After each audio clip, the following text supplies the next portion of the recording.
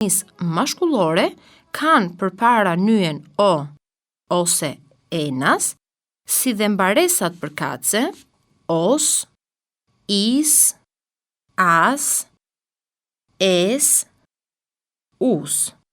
Për shembull, o uranos, enas uranos, o dhromos, enas dhromos, o mathitis, enas mathitis, o kafes, enas kafes, o papus, enas papus.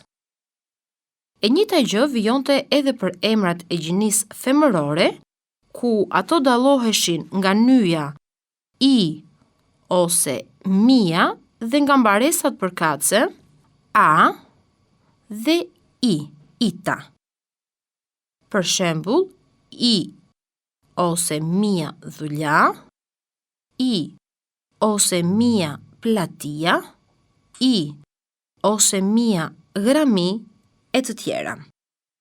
Gjithashtu, në lidhje me emrat e gjinisë femërore, theksuam se në disa raste, pavarësisht se ato paraqesin një mbaresë të gjinisë mashkullore, në të vërtetë ato janë femërore. Disa shembuj ishin për mbaresat os, konkretisht mia ose i Exodos, gjithashtu mia ose i Alepu. Rasti i fundit i emrave të gjinisë femërore, për të cilat ne duhet të kemi kujdes, ishin emrat femëror të grave të cilat mbaronin me tingullin o, si për shembull i Argiro, i Froso e të tjera. Kujdes, këta emra që i përkasin gjinisë femërore në fund shkruhen gjithmonë me omega. Së fundmi, mësuam edhe për emrat e gjinisë asnjanse dhe tham që të kemi mundësi t'i dallojmë ato, shohim nyen në fillim, e cila është to ose ena, si dhe mbaresat përkatëse si më poshtë, o, to, ena, moro, i, to, ose ena, pedhi. Në mësimin e dytë, gjithashtu, ne kishim edhe një detyrë, e cila ishte të formonin numrin shumës të disa emrave mashkullor. Detyra vijon si më poshtë. O hidrotas, i hidrotes, o canapés, i canapedes, o papus, i papudes, o kimas, i kimades, o filos, i fili dhe o iatros, i iatri. Në mësimin e dytë, në pjesën që ne shpjeguam që nyja o dhe enas i takonte numrin njëjës, gjithashtu shpjeguam edhe nyjen dhe mbaresat përkatëse që ato merrnin në numrin shumës.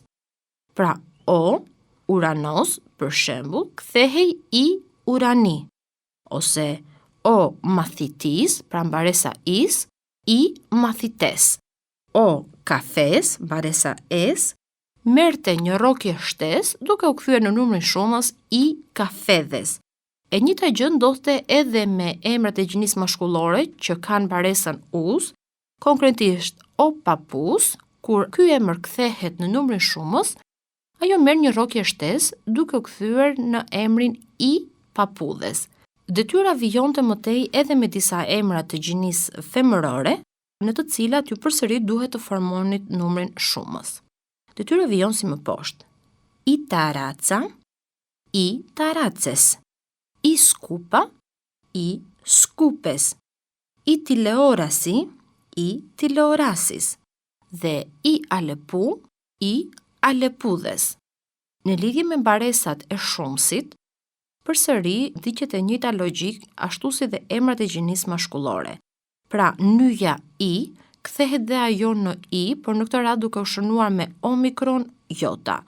Pra, i dhulja, i dhuljes, pra mbaresa a kthehet në es, ndërsa emrat që mbaronin me tingullin i, ita konkretisht, edhe ato në numrin shumës marrin mbaresën es, i grami, i grames, Rasti i emrave të gjinisë femërore, të cilat paraqesin baresë të mashkullores, si për shembull fjala i Exodus, në numrin shumës ajo merr përsëri të njëjtën baresë si në gjininë mashkullore, duke u kthyer nga i Exodus në i Exodi.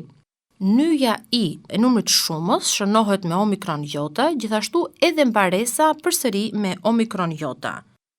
Dhe së fundmi, ndërsa fjalët e gjinisë femërore të cilat mbaronin me u, si për shembull i Alepu, në numrin shumës ato shtojnë një rrokje duke u kthyer në i Alepudhes.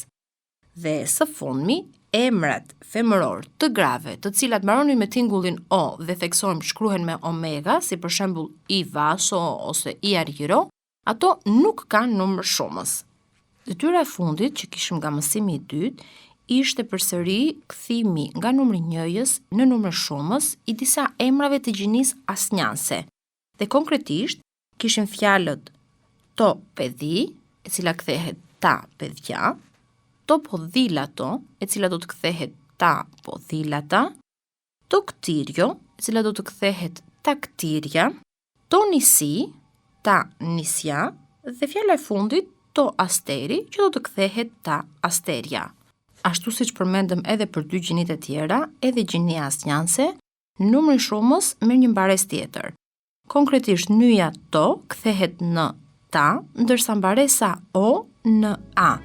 Për shembull, to moro, ta mora, ndërsa mbaresa i, e cila shkruhet me jota, merr mbaresën ia, to pedhi, ta pedhja.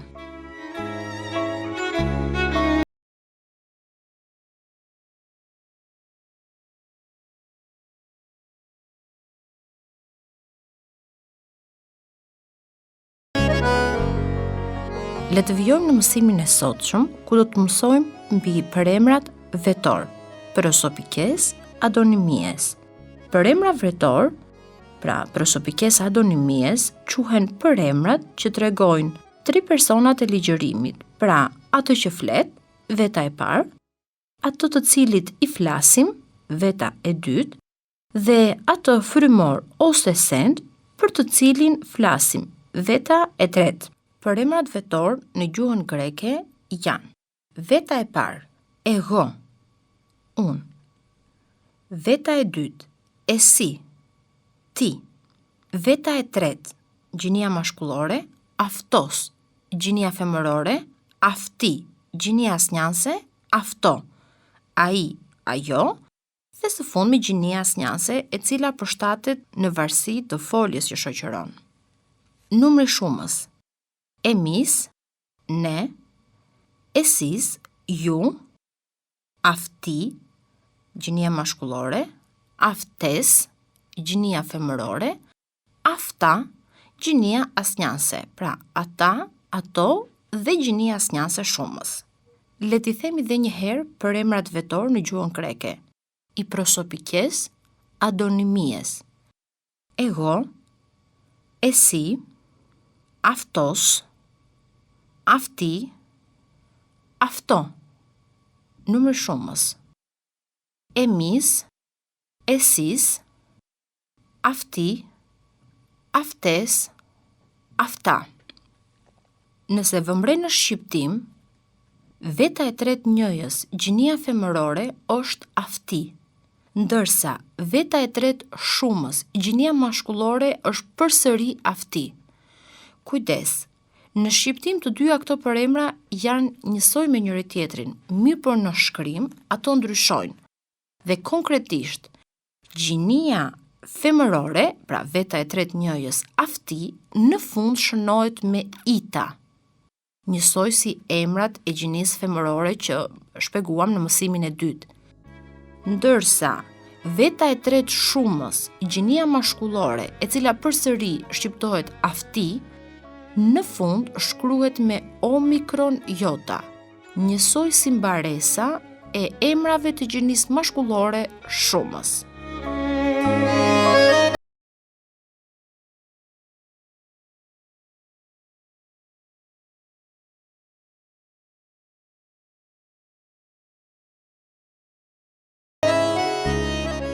Le të dëgjojmë edhe një herë përemrat vetor në gjuhën greke, prosopikes adonimies. Εγώ, εσύ, αυτός, αυτή, αυτό. Εμείς, εσείς, αυτοί, αυτές, αυτά. Le të vijojmë me një ushtrim të cilin mund ta kryejmë së bashku. Unë do t'u them për emra në numrin njëjës dhe ju, të dashur dëgjues, përpiquni të gjeni numrin shumës. Aftos. Përgjigje e saktë, afti, që shkruhet në fund me omikron jota. Εγώ. Përgjigje e saktë, εμείς. Αυτό. Përgjigje e saktë, αυτά. Αυτή. Gjinia femërore veta e tretë njëjës. Përgjigje e saktë, aftes. Dhe le të fillojmë me të njëjtën ushtrim tani në formë anasjelltas. Pra unë do t'u them disa përemra në numrin shumës dhe ju duhet të gjeni numrin njëjës. Esis. Përgjigje e saktë, esi. Aftes. Përgjigje e saktë,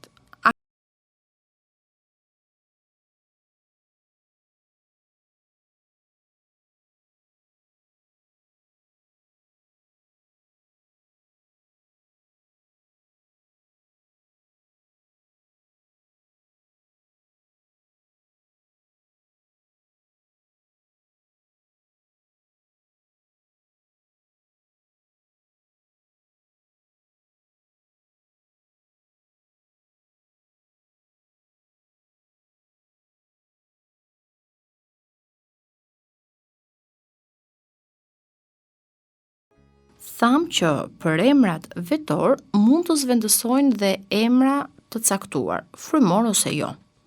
Për shembull, o andras, burri, mund të zvendësohet me përemrin vetor aftos. Le të fillojmë dhe me disa shembuj të tjerë. I γυναίκα, gruaja.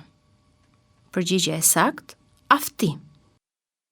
To παιδί, gjinia asnjanse njëjës. Përgjigje e saktë, αυτό.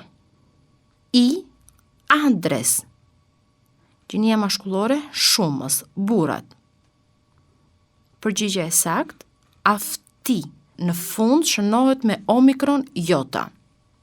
I γυναίκες, gjinia femërore shumës. Përgjigje e saktë, αυτές. Ta παιδιά, gjinia asnjanse shumës. Përgjigje e saktë, αυτά. O Nikos και o Jorgos. Pra, kemi dy emra të gjinisë mashkullore, njëjës përkatësisht, të dy bashk. Përgjigje e saktë, afti, në fund e shënuar me omikron jota. I Eleni και η Maria.